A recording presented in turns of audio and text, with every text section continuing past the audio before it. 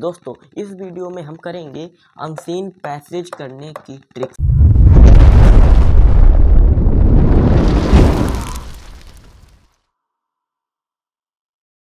Hello दोस्तों, to welcome my YouTube channel. तो दोस्तों कैसे हो आप सभी। मैं आशा करता हूं कि आप सभी सही होंगे। दोस्तों इस वीडियो में हम करेंगे अनसीन पैसेज करने की ट्रिक्स। जी हाँ जी दोस्तों, अनसीन पैसेज करने की ट्रिक्स। तो दोस्तों इससे पहले आप सभी लोगों को कर लेना है हमारे इस YouTube channel new style study point को सब्सक्राइब और बेल आइकन को दबाना मत भूलिएगा। तो आइए दोस्तों करते हैं स्टार्ट। सबसे पहले से देखिएगा दोस्तों, अंग्रेजी प्रश्न पत्र में दो अपठित गद्यांश अनसीन पैसेज मतलब पूछे जाएंगे। ठीक है, पहले अपठित गद्यांश पर एक एक अंक के 3 MCQs दिए जाएंगे। दूसरे अपठित गद्यांश में दो अंक के 3 very short answers type questions तथा 1 अंक एक वोकैबुलरी बेस्ड प्रश्न पूछा जाएगा। इस प्रकार रीडिंग कॉम्प्रिहेंशन के लिए 10 अंक निर्धारित हैं। कितने अंक निर्धारित हैं दोस्तों? 10 अंक निर्धारित हैं। ठीक है, देखिएगा दोस्तों अनसीन पैसेज। अनसीन पैसेज में दोस्तों आपसे 2 प्रकार से प्रश्न पूछता है। Part A multiple choice question मतलब बहुविकल्पी प्रश्न पूछेगा उस पैसेज में। Part B descriptive type question मतलब लिखित प्रश्न पूछेगा उस पैसेज में। नंबर 1, अगर पैसेज छोटा है तो पैसेज को पहले पढ़ें। अगर दोस्तों पैसेज छोटा है, ठीक है, तो उसे आपको पहले पढ़ लेना है।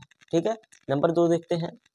अगर पैसेज बड़ा है, ठीक है, अगर पैसेज बड़ा है तो उसे पहले ना पढ़ें। अगर दोस्तों पैसेज बड़ा है तो उसे पहले नहीं पढ़ना है।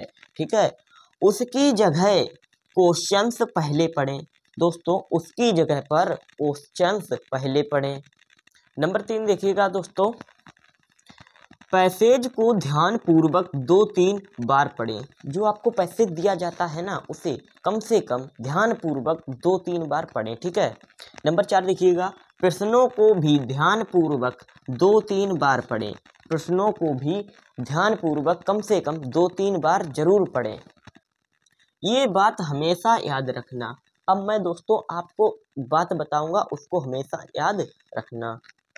इजी क्वेश्चन 1 या 2 मतलब पैसेज में इजी क्वेश्चन 1 या 2 होंगे। ठीक है, आंसर बना के लिखना पड़ेगा। जो क्वेश्चन मिलेंगे उनका आंसर आपको बना के लिखना पड़ेगा। जितना पूछा उतना लिखो।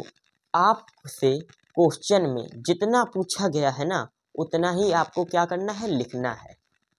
नंबर 6 देखिएगा दोस्तों, टाइम मैनेजमेंट। जी हाँ जी दोस्तों, टाइम मैनेजमेंट। दोस्तों आपको पैसेज को करते हुए समय का भी ध्यान रखना है।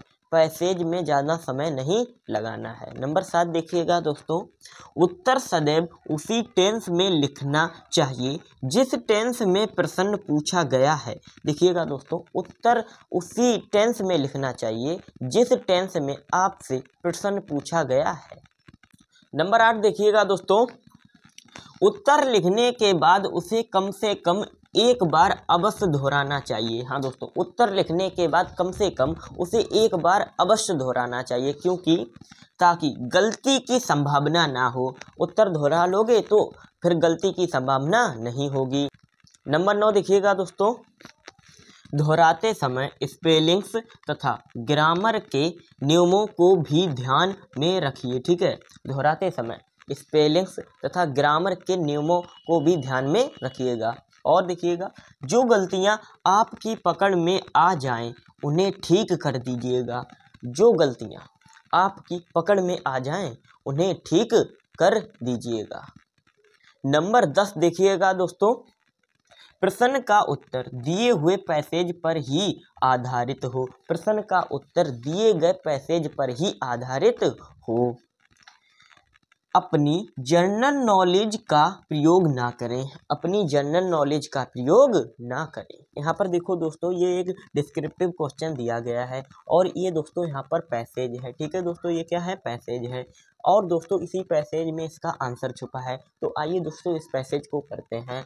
Indira Gandhi ji was a very courageous lady. क्या लिखा है यहाँ पर? Indira Gandhi ji was a very courageous lady. She feared nobody. She feared nobody. She did what she thought to be in the interest of her country. तो इसका आंसर दोस्तों इस प्रकार से हम बनाकर लिखेंगे। उसमें कहा था आंसर को बनाना है, ठीक है। तो किस प्रकार से बनाकर लिखना है, यहाँ पर देखो, Indira Gandhi ji was a very courageous lady. तो इसको पहले हम उठा लेते हैं। किसको? इस लाइन को पहले उठा लेते हैं, ठीक है। पूरे का पूरा ऐसे लिख उठाना है हमको। तो हमें क्या लिख देना है? इंदिरा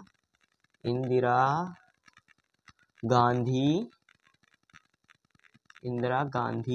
जी वाज, ठीक है, वाज ए वेरी कॉरेजियस, ठीक है, कॉरेजियस लेडी। इस प्रकार से बनाना है, कॉरेजियस लेडी। अब यहाँ पर देखो दोस्तों फुल स्टॉप लगा है, तो आपको भी यहाँ पर फुल स्टॉप लगा लेना है, ठीक है।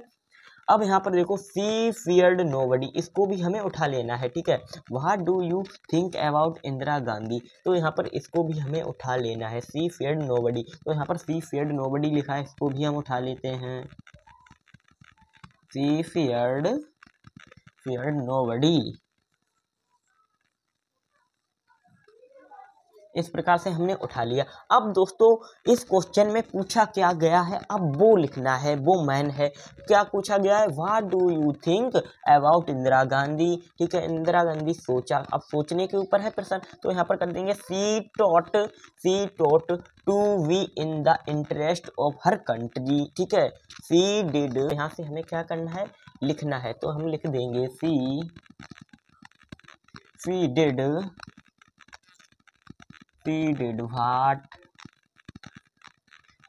what she taught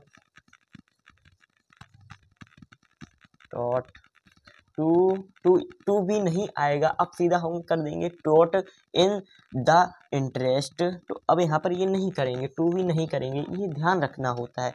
taught in the interest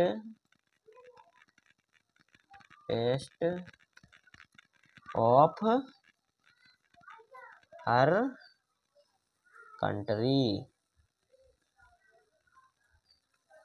यहाँ पर देखो दोस्तों एक ये पैसेज दिया गया है और एक हमें दिया गया है MCQS क्वेश्चन। तो इसको किस प्रकार से करना है हमें हल, ठीक है, करना है। Indira Gandhi ji was a very courageous lady, ठीक है। She feared nobody. She did what she thought to be in the interest of her country. तो क्वेश्चन को पढ़ेंगे। क्वेश्चन क्या है? Who was a very courageous lady, ठीक है। तो हमने यहाँ पर देखा कि Indira Gandhi ji was a very courageous lady, ठीक है।